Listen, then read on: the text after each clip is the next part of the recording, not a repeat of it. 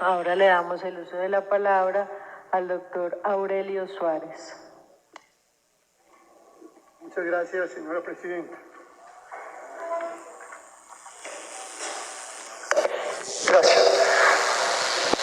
Muchas gracias, señora presidenta. Hace 27 años, siendo diputado de la Asamblea de Risaralda por el movimiento Acción Cafetera y Gremial, aprobamos el primer paro nacional cafetero en el año de 1995, que condujo a la condonación de las deudas de 120.000 caficultores en Colombia. No fue por unanimidad. Hubo una diputada, cuyo nombre no quiero mencionar, que votó en contra. Todos los demás votamos a favor. Espero que la Asamblea de Risaralda mantenga esa vocación histórica a favor de la caficultura y tome cartas en el asunto que puede llevar a consecuencias muy negativas para, en el caso de este departamento, cerca de más de 15.000 familias cafeteras en Risaralda.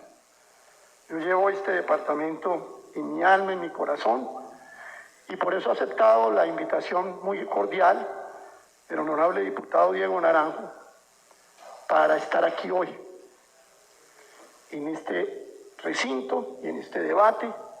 Agradecer a la Asamblea también, por supuesto, la recepción, para contribuir, como he tratado siempre de hacerlo, por el bienestar de lo que es el principal producto agropecuario de lejos de nuestro departamento.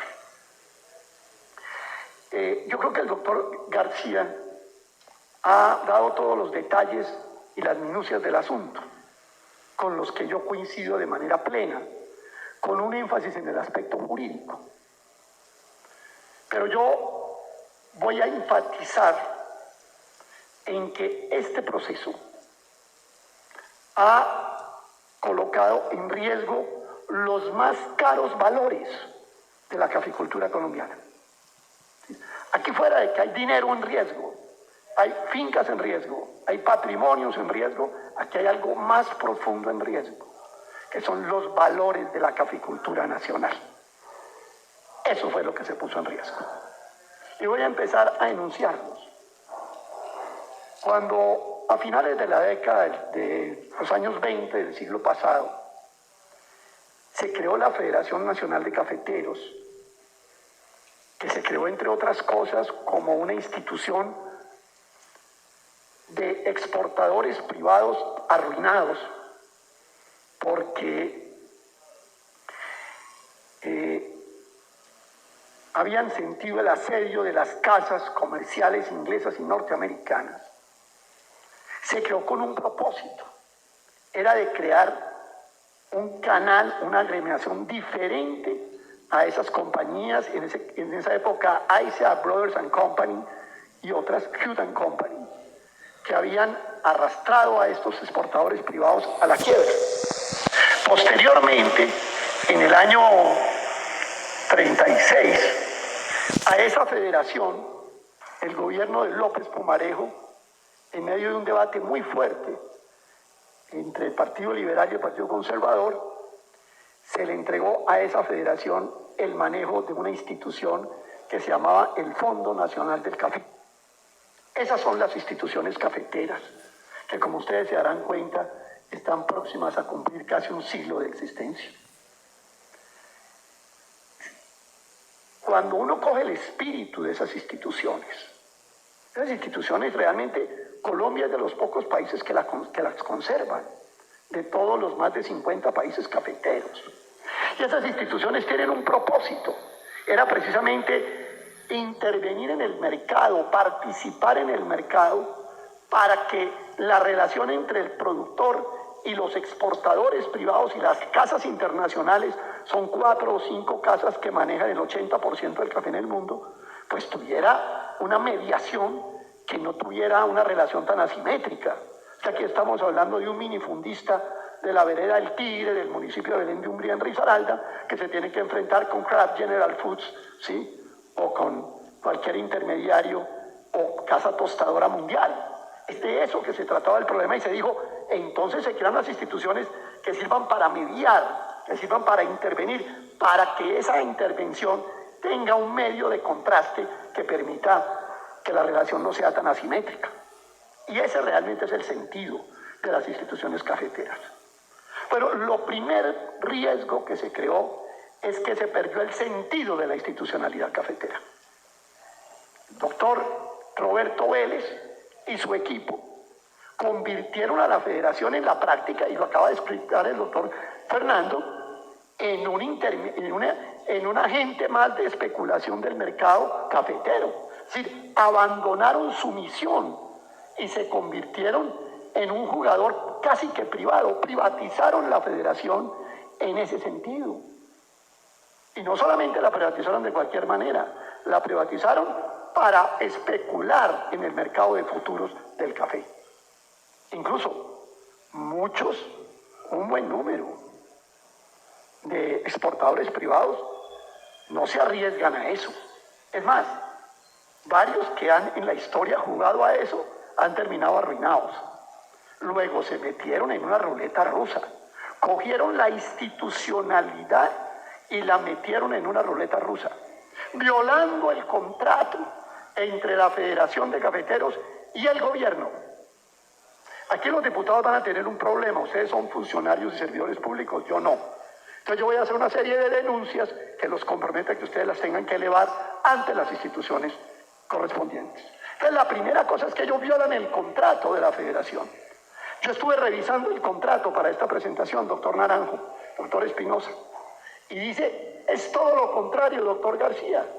Dice que la federación tiene dentro del contrato el compromiso de autorizar coberturas para la comercialización. Y finalmente lo que hizo fue que no hubiera coberturas en el proceso. Sí, violó claramente el contrato con el gobierno nacional. Por eso a mí no me extraña que aquí no haya miembros del Comité Nacional de Cafeteros, ni siquiera el representante de Risaralda en el Comité Nacional, ni esté el Comité de Cafeteros aquí ni la cooperativa, porque violaron el contrato. Se transvistieron como ente privado, se dedicaron a especular y además, fuera de eso, violaron el contrato que autoriza que le da a la federación la competencia para autorizar cobertura. Es decir, podría utilizarse el mecanismo, pero la federación tenía que exigir la cobertura para que no sucediera lo que pasó. Porque lo que pasó además fue esto. El doctor García utilizó una figura ahora de una moneda, pero en probabilidad la cara y el sello tienen la misma probabilidad. Y en eso tiene usted razón, pero en este caso no tenía la misma probabilidad. Cuando uno tira la moneda al aire que no está cargada, la probabilidad de que caiga cara es 0,5 y la probabilidad de que caiga sello es 0,5. Pero en este caso la probabilidad no era 0,5, era 0,7 a que el mercado subiera y 0,3 a que bajara, por lo menos. Y ellos siempre esperaban que subiera, a ver si bajaba, y no les bajó, y los dejó allí. Y no aplicaron un mecanismo de retiro, uno de los distintos mecanismos que hay para salir del mercado. Y simplemente por un ánimo excesivo de búsqueda de excedentes. Yo hago una pregunta, doctor García, para complementar su presentación. ¿Y si hubiera habido excedentes, a qué cuenta iban? ¿A la cuenta del broker que hacía la operación en la bolsa? ¿Y ese broker a qué cuenta en Suiza movía los excedentes? Eso lo sabemos. Esto es clave lo que estoy diciendo. Aquí hubo pérdida, pero ¿qué tal que hubieran ganado? Hubieran comprado a menos y hubieran podido vender a más. Y no al revés. Entonces eso da unos excedentes. ¿Quién se queda con los excedentes? ¿El broker? ¿La federación? ¿En qué cuenta se consignaban? Esto ya ha pasado, les cuento. El diseño del instrumento, claro, el diseño del instrumento es malo, pero sobre todo el ánimo que hubo. Empezó a subir el mercado internacional y entonces seguían con los contratos y con todo el proceso con la ilusión de que tranquilo que baja el mes entrante, y no bajó, y se quedaron colgados. Y así se perdieron, no sabemos cuántos, pero el menos pesimista dice que son 120 millones de dólares. Eso es lo que tenía que hacer una institución. Para eso tenemos la Federación de Cafeteros. Para eso los caficultores pagan La contribución cafetera está ahora en ¿cuántos centavos, Jaime? En 3 centavos de dólar la libra. En 6 centavos de dólar la libra. Para eso pagamos la contribución cafetera, para que se pusieran a jugar a la ruleta, desvistiendo el papel de institucionalidad. Primer punto. Segundo punto. Pero no lo hicieron apoyándose en compras privadas. Edilbey Ríos todavía tiene la compra de Yamel de Undría. No lo hicieron apoyado en Edilbey Ríos. Lo hicieron apoyados en las cooperativas de cafeteros. Y entonces viene el segundo elemento. Pusieron o han puesto en riesgo la garantía de compra, que es el segundo gran valor cafetero que aquí está en riesgo. Ya estamos liquidando Andes, pero entiendo que la cooperativa de Pereira no goza de muy buena salud. Por ello, estamos dependiendo de la Superintendencia de Economía Solidaria. De eso están dependiendo esas cooperativas. Yo estoy mirando unos datos de cooperativas, 33 que son más o menos, y estuve viendo que por lo menos 10 están gravísimas. Y ya hay 4 más que están allí, no me acuerdo ahora porque una está, ahora apenas se acuerda el número de la cédula, pero hay 4 que están ahí también ya en fila detrás de Andes en la Superintendencia Solidaria. ¿Y a dónde van a vender ese café los cafeteros? La de Andes le queda una subsidiaria en Salgar, pero bueno, el cafetero tiene que salir para Salgar a vender el café. Aquí hubo un hecho gravísimo, es que se atentó contra la garantía de compra, que es en último término el sentido con el cual existe una red de cooperativas, pero además algo más grave. Esas cooperativas tienen unos patrimonios que son propiedad de ahorro de los cafeteros que se los llevaron también en la avalancha. También se lo llevaron en la avalancha, en la garantía de compra. Entonces, no solamente es como tal la cooperativa, sino que la plata que los caficultores han ahorrado ahí durante décadas, eso se perdió. Tercer punto.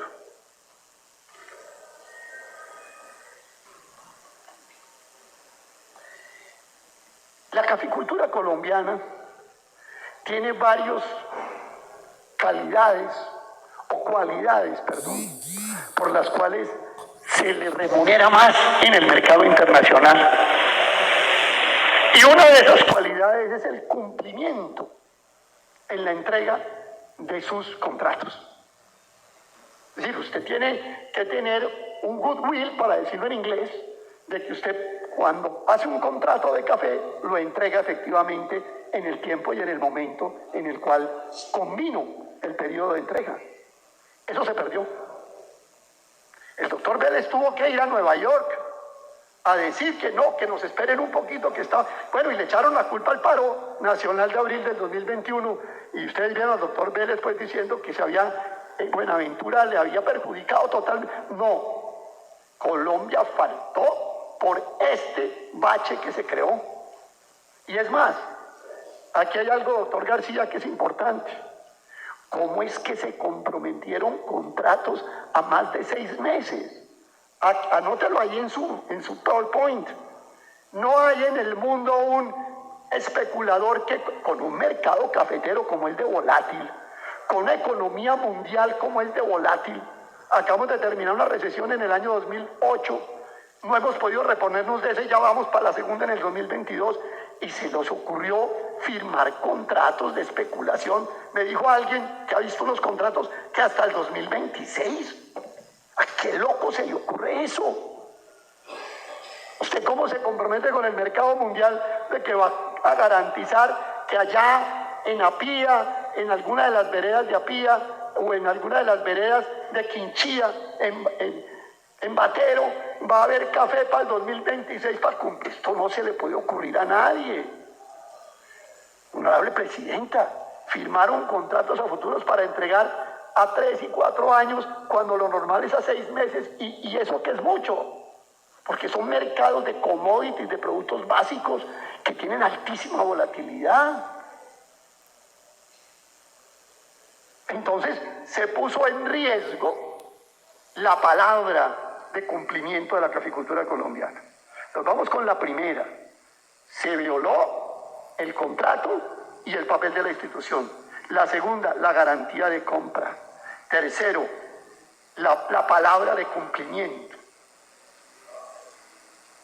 Y cuarto, se puso en riesgo lo peor, la calidad. ¿Cómo que la calidad? Voy a darles unos datos para que se aterren. Lo saqué del DANE anoche. Ustedes pueden entrar ahí, importaciones del DANE. El doctor José Leibovich, un amigo mío, que es asesor cafetero de la Federación, dijo que Colombia había importado el año pasado, o sea, había traído del exterior. Adivinen, honorables diputados, 1,8 millones de sacos de café. Y el doctor Vélez, para justificar este despropósito, dijo que es que los colombianos habíamos duplicado el consumo de café en un año. Los colombianos nos tomábamos más o menos 1,3, 1,4 millones de sacos, y cuando él hizo para cuadrar las cuentas, importaciones más producción igual a exportación, como no le cuadraba, entonces digo, no, pero es que el consumo interno pasó a 2,5 millones de sacos, o sea, andamos desvelados, que nos tomamos el doble del café que nos hemos tomado históricamente. Porque se tuvo que importar, oigan esto, 1,8 millones de sacos por valor de 203 millones de dólares en el año 2021 para suplir el café que no pudo cumplir. Estamos metiendo pasillas ecuatorianas, peruanas y brasileras. Y allí en un municipio cercano a Pereira, pueden hacer una comisión allá. No da mucho viático, pero pueden ir, que es a Chinchiná, ¿cierto? Y allá hay unos tipos que preparan la mezcla. Y como se amplió la malla para subproductos, esa fue otra modificación que hizo Vélez, entonces eso cabe de todo. 1,8 millones de sacos las importaciones en el año 2021 por valor de 203 millones de dólares. Este país, que es un país que tiene las cuentas externas podridas, que las que nos tienen disparado el dólar a ya casi 4.800 pesos, importando café. Es que esto tiene unos colaterales de una gravedad enorme. Yo entiendo por qué no vino la gente del comité. Yo entiendo por qué no vino el representante de la Federación en el Comité Nacional. ¿Quién es? ¿Maya todavía o no? ¿James Maya todavía o no? ¿Ah? Bueno, ¿por qué no vino a poner la cara? Es una falta de respeto además con la Asamblea. Pero claro, es que esto es vergonzoso. Colombia importando, señora Presidenta, 1,8 millones de sacos en el año 2021 por un valor de 203 millones de dólares. Nos gastamos 203 millones de dólares en el 2021 comprando café de afuera para completar esto. Empacando, vayan a Chinchiná, allá lo reciben. A mí me han mandado fotos. Yo publiqué unas fotos en la revista Semana, está en internet, en las columnas que he escrito al respecto. Pero tranquilos, el problema para el 2022 está más grave. En 7 meses, a julio del 2022, pueden consultarlo en la página, en el DANE, en importaciones, llevamos 200 millones de dólares de café importado a julio. O sea que en julio del 2022 estamos importando tanto café como lo hicimos en todo el 2021. O sea, este año va a ser peor. Vamos para más de 2 millones de sacos, entre otras cosas, porque aquí no se ha dicho algo que es importante. Es que parte del incumplimiento de algunos cafeteros no tuvo que ver solamente con la viveza de que entonces yo no le vendo porque ya está más caro, sino porque las cosechas se han venido cayendo. Estamos hablando, óiganlo bien, que de octubre a septiembre del 2021 la cosecha era de 13,394 mil millones de sacos y de octubre a septiembre del 2022 es de 11,600,000 sacos. Estamos caídos en casi, yo creo que como un 15%, pues las cuentas, háganla ahí. O sea, estamos casi en 1,700,000 sacos menos. ¿Y eso cómo se reemplaza? Con café traído del exterior. Supuestamente, ese no es el que nos tomamos nosotros, pero esto no tiene explicación. está volviendo la caficultura colombiana a caer. O sea, fuera de eso se les cayó la producción. Lo que está pasando con la agricultura colombiana es de una gravedad enorme. Y último punto. Entonces tenemos, bueno, y no sabemos, aquí el doctor García dijo algo que yo también comparto, eso que no sabemos cuánto entra de contrabando, ¿no? Súmeme a las importaciones el contrabando. No, ya hay claridad. A mí una vez yo dije en Blue Radio, yo dije que sello rojo era café importado. Y el señor San Giovanni se puso furioso. Y resulta que eso está comprobado. Café sello rojo es, Águila Roja de San Giovanni es importado. Es importado todo. O sea, el que toma Águila Roja está tomando café de afuera, no es de acá. Y aquí está 1.800.000 sacos el año pasado y este año vamos igual, solo a julio. Quinto y último punto. Como que hay diputados muy acuciosos en los tribunales, esta les va a caer de perlas. Son recursos públicos. Todo eso lo han hecho con recursos públicos. Es evidente que aquí hay una malversación. Yo le escribí en la columna Semana, pero bueno, como César Gaviria es amigo de Pipe Córdoba y de Roberto Vélez, pues no pasó nada, ¿cierto? Pero esto aquí hay que decirle. Estos tipos han dilapidado recursos públicos. Usted se puede imaginar, señora presidenta, que usted llegue mañana y le pidan las cuentas de la Asamblea y diga, no, me aposté a futuro en Betplay, una platica, a ver si la podía acrecentar. Son recursos públicos, con todo lo que han hecho es recursos públicos. Son recursos para fiscales del Fondo Nacional del Café. Cuando usted paga la contribución de 6 centavos de dólar por libra, eso es un fondo para fiscal, que son recursos públicos, y aquí no ha pasado nada, absolutamente nada. Resulta que acá unos burócratas de la Federación pueden poner en riesgo millones de dólares de recursos públicos y no pasa absolutamente nada. Y no pareciera que en el gobierno llamado del cambio fuera a pasar tampoco.